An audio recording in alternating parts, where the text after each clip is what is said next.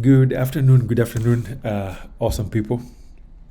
Welcome to Kisumu in Western Kenya.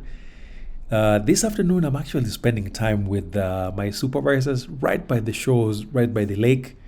This is one of the newer spots where we come and hang out whenever possible, and I'm here for the sunset.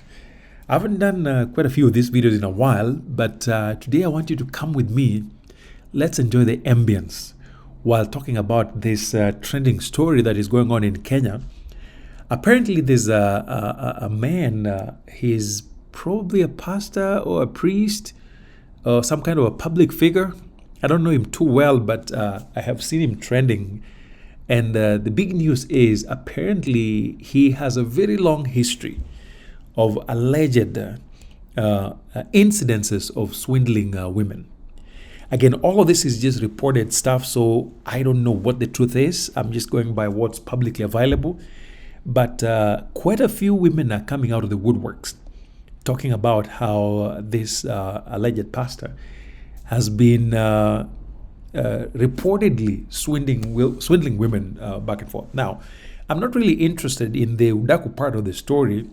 I just want to use this as a backdrop to talk about a common issue that is affecting women, not just in Africa, but women, particularly Africans who live in diaspora, who likely are single or are vulnerable for a reason or the other.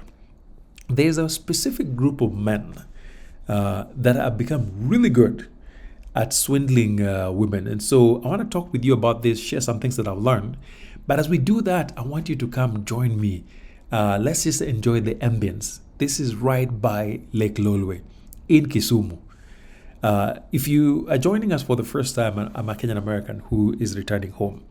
And this is home for us. Can you imagine living by this for the rest of your life?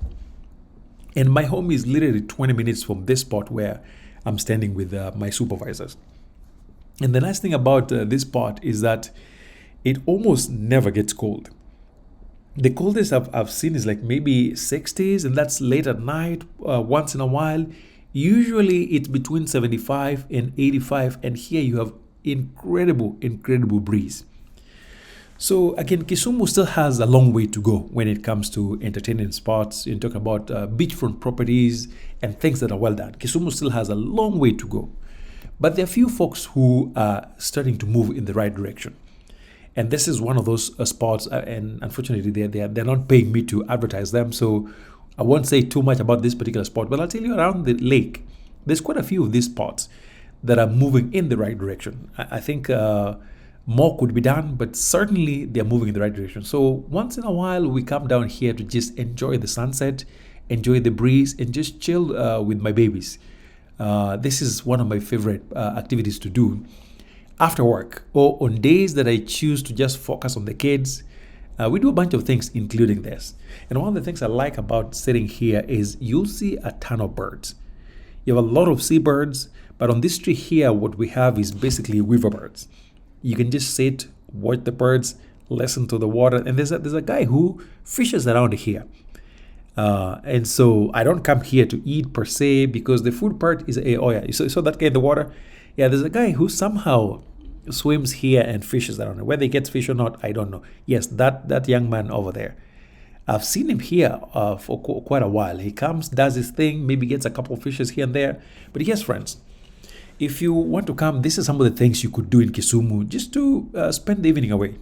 Anyway, folks, so talking about this young man who has a record of swindling women, apparently his shtick is that he has a way with words, as is true with many of these folks that do this kind of work, that he is so good that he'll pretty much get even you who thinks you're smart.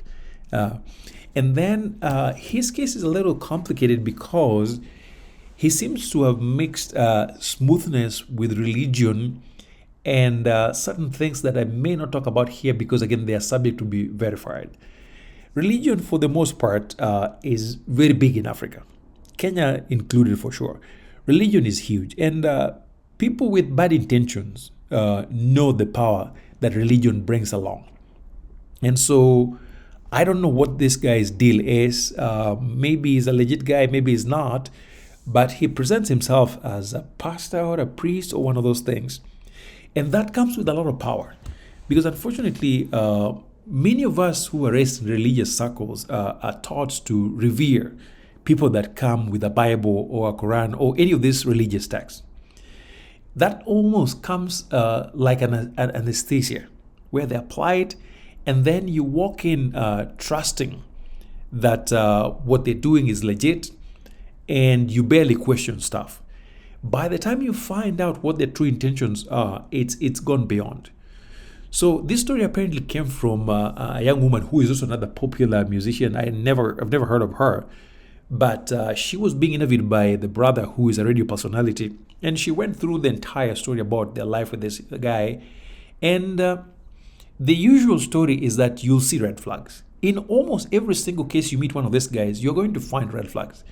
These sort of soothes have ways, because there's only so much of pretending you can do. Every once in a while, there'll be red flags popping. The first red flag is they begin to ask for money or some kind of support shortly after you get together. If you've been watching my videos, I've shared in the past that, folks, you don't want to mix your money with your heart too soon. And I know there are people who do the long game, but most people don't.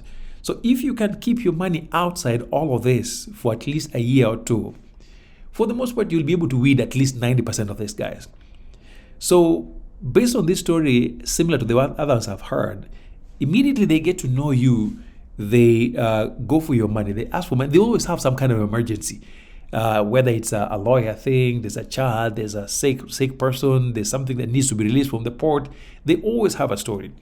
And at that point, they've already love bombed you so much that you're barely thinking.